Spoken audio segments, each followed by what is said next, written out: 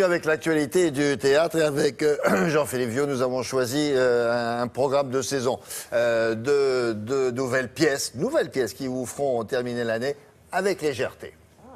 Oui, ce sont deux sympathiques créations au sujet bien différent, mais ô combien distrayants, qui font l'actualité théâtrale de la semaine. L'une de ces pièces nous entraîne au tout début du siècle dernier, dans l'univers d'un célèbre cambrioleur, et puis l'autre dans la réalité d'aujourd'hui, avec un sujet tout à fait d'actualité, c'est le fils du comique. Avant de repartir en tournée, ce succès de la troupe à Palmade revient à Paris, au Théâtre Saint-Georges, dans une mise en scène signée Agnès Bourri. C'est joli chez vous. Merci. Vous êtes très crédible en hétérosexuel. Tu sais que j'ai perdu 4 kilos en 2 semaines? C'est superbe. Faut faire l'autre côté maintenant. C'est un auteur de pièces de théâtre qui est en couple avec son copain chorégraphe et il veut faire un enfant à tout prix. Il a la mauvaise idée de mettre en compétition 2 femmes pour voir laquelle mérite de lui faire un fils. Oh, on a failli s'embrasser, Lala. J'ai failli revirer ma cutie.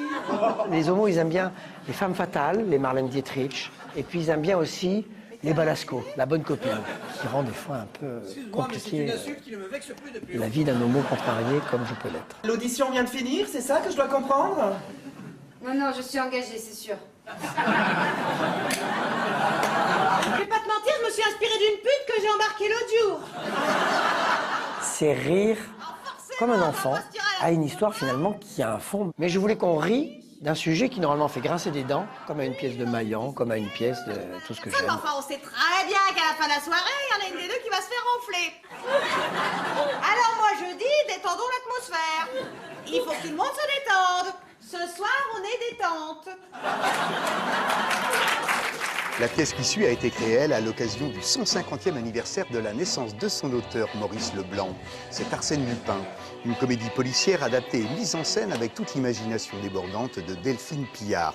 Cette histoire inédite, particulièrement bien ficelée, est interprétée par 5 jeunes comédiens qui collent à merveille aux personnages de l'époque. Nous sommes en 1908 en compagnie du plus romantique des gentlemen voleurs.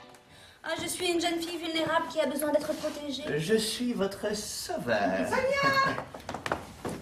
Sonia Oh, Jacques Chérie. Tu es peut-être fort, mon petit Lupin, mais je suis plus fort que toi, à moi.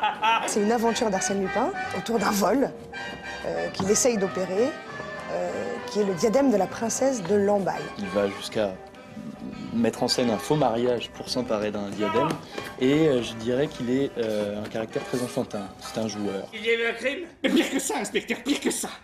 Arsène Lupin a encore frappé. Lupin, j'ai le regret de vous annoncer que votre monnaie est un faux. Arsène Lupin.